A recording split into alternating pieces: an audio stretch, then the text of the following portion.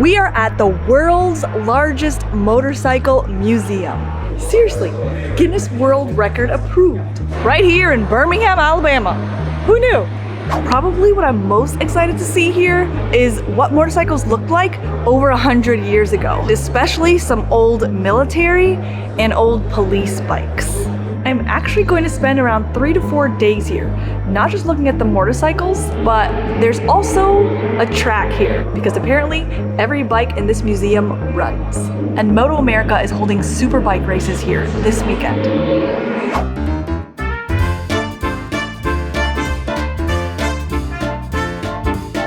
These two motorcycles right behind me may be some of the first motorcycles ever made. At the time, the original builder for this called it a riding car. Both ran on steam. This one could go for about 6 miles, up to 40 miles an hour, before it either ran out of water or the fire ran out, which that's your fuel. This 1894 Hildebrand and Wolf Muller motorcycle is one of the first motorcycles ever mass-produced. It runs on basically steam principles, but it runs on gasoline. So, must have been nice to go a little more than 6 miles before your fuel runs out. Unlike a lot of early motorcycles, it was not a kickstart, it actually just needed a good push. I've never started a bike that way. I wouldn't even know how to begin.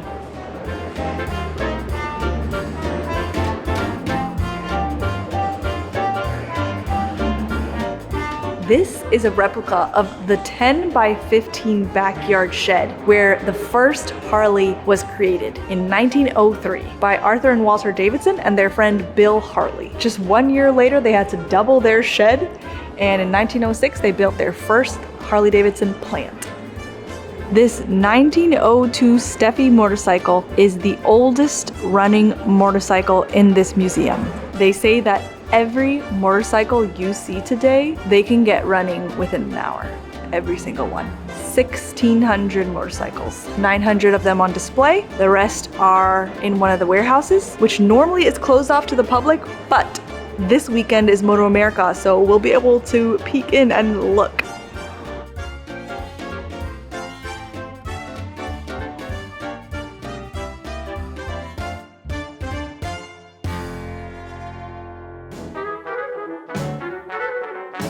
Can you believe that's where the gas used to go?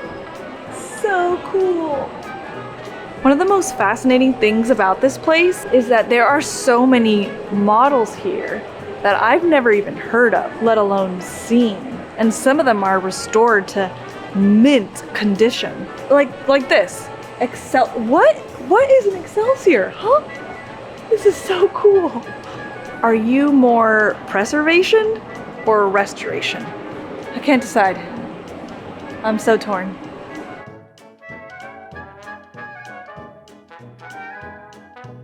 This 1929 Super X motorcycle, only 21 ever built, and it was originally made to run on alcohol and benzol. And in the 1970s, a man and his son rejetted it to run on gasoline. How even someone knows how to do that is like, teach me your ways. Look at this belt. How cool is that? Okay, this is one of the strangest things I've seen here. Board track racing. Imagine riding 75 miles per hour at a 45-degree angle on boards that would sometimes come up and impale riders. Oh, and did I mention no brakes? This 1927 Ford T truck is essentially what killed the trend for motorcycles for a while because it was about the same cost of a motorcycle, but you could fit 2 people in the front and your kids in the back, you know, before all our safety ratings we have now. This 1925 Harley was sent to Australia and the sidecar was attached for a company that would sell biscuits, or as we would call them in the US, cookies.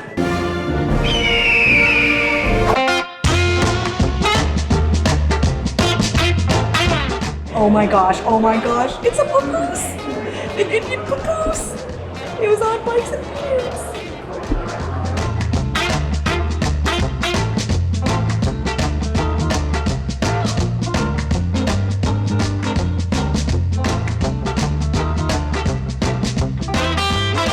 This is a 1982 Honda Moto Compo.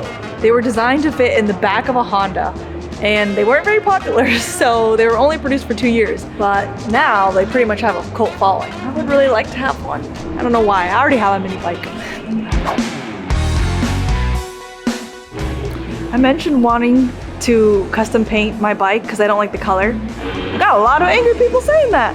Like, how dare you ruin that motorcycle's paint job? I mean, if I did something like this, I don't think I ruined it. I think I made it better. This is a 1996 Britain V100. Only 10 ever made. This is number 7. This bike has a helicopter turbine engine in it. I found it. I found the Shade Tree Army bike, Honda CBX. It looks like it was made in the 80s, but I'm not sure. I don't see a plaque. If anyone knows, let me know in the comments. Never mind, here it is. 1982 Honda CBX. This might be the prettiest bike I've seen all day. Look at that. 1966 Honda CA77 Dream. I suddenly feel hungry for some eggs. I keep trying to leave, but I keep getting distracted by something else. Like, look at that. Look at it, just look at that. That's where we're going next, the basement. It's not usually open to the public, but it is this weekend.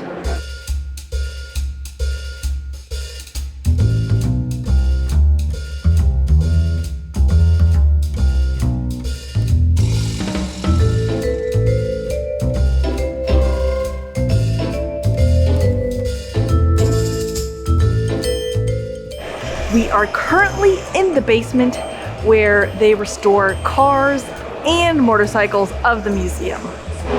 That's my old bike.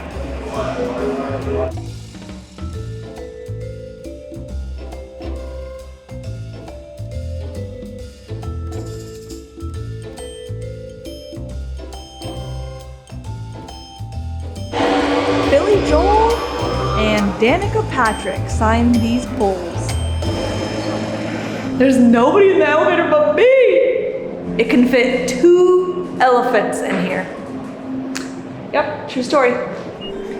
Long Haul Paul was doing an iron butt rally, and he realized that his hands were going numb, and he couldn't remember his route, and he couldn't remember the name of a rider who was just in an accident. And he found that those were symptoms of MS. So he stopped riding for about 10 years, and he asked his doctor, is there a cure on the horizon for MS? And his doctor said that it is 1,000,000 miles away. Interesting choice of words. So Paul decided that he wanted to ride for 1,000,000 miles. He wanted to show that no matter the obstacles that are in your path, to do what you want and what you believe in. Are you tired? Are you busy? Is that bike too big for you? If it's what you want, then don't let anything stop you. If Paul can do it, so can we. Tabitha and Jim rode around the world in 22 months. 65,000 miles. They traveled by air barge, rail, land. They beat 2 world records. And by the end of that, Tabitha was like, thanks, Jim. See ya. Poor guy.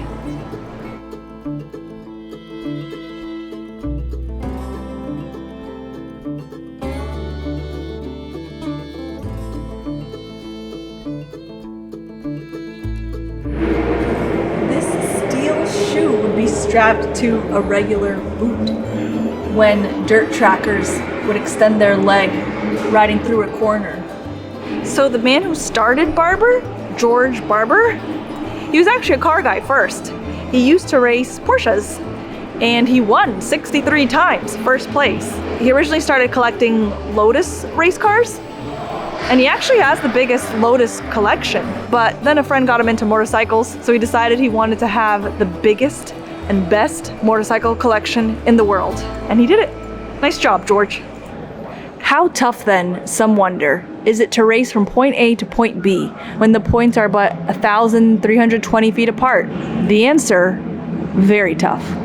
Drag racing, said Cycles' Gordon Jennings, is so simple that it's really incredibly complex and difficult.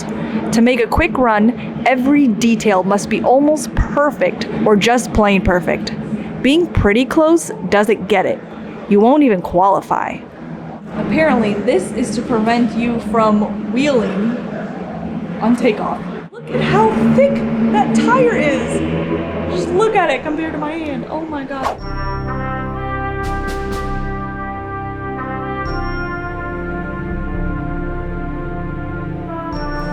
This 1942 Harley XA was designed to ride the deserts of North Africa during World War II. You don't hear much about Germany trying to take over North Africa, huh? I did not until I started reading the plaques today. Only about 1,011 were made before production was halted. One, because the war was coming to an end, but also because the Jeep started taking over for off-roading. Motor police officers are some of the most amazing riders ever. I really want to train with them. But I think it might happen. I've been talking to some motor police departments and some of them seem really interested in the idea of me making a video on it, so cross your fingers for me. Let's go check out the races. So George Barber didn't necessarily want to make a track. He wanted a museum and wanted to preserve nature and basically build a park that just happened to have a track. So this track doesn't have bleachers. They'll bring some in for Indy, but if you want to sit down, you bring your own chairs. This is one of the most relaxing tracks I've ever been to because it's just surrounded in nature. It's really peaceful. So you're probably wondering, how in the world is it possible to maintain 1,600 motorcycles, many of them well over 100 years old? There's no way companies are still making all of these parts. And you'd be right. The industrial designer for Modus motorcycles now works here full time. And they have a 3D printer and he uses that to create missing parts. So thank you, Nick, for setting up a tour with him. That was so cool. We got to see the 3D printer that Barber has and the room where they create parts, and they've even created and printed an entire motorcycle that even pretty up close, it looks like a real motorcycle. This right here, that's not a real motorcycle. They built it in 2.5 weeks. 3D printed over 150 parts, spray painted some of them with metal spray paint, and it's basically a modern recreation of this racing bike. This place is so cool. So I came here several years ago during the Vintage Bike Festival. That happens every year in October, and that's probably one of their more popular events here. People come from all around the world for that.